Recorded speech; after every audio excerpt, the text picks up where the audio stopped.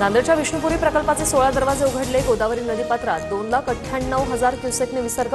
गोदावरी नदीकाठच्या हजारो हेक्टरवरील शेती पिकांना फटका, तर आसना नदीच्या पुरातून 25 जणांची सुटका।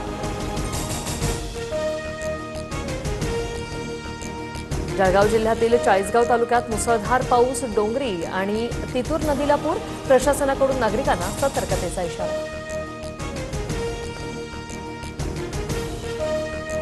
आशिया चषकाच्या फायनलमध्ये आज भारत पाकिस्तानशी भिडणार।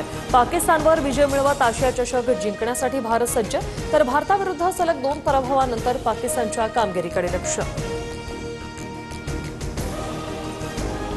आजचा भारत-पाक सामना पीव्हीआरमध्ये दाखवण्यात येणार। ठाकरेंच्या शिवसेना आणि मनसेचा पीव्हीआरमध्ये सामना दाखवण्यास विरोध।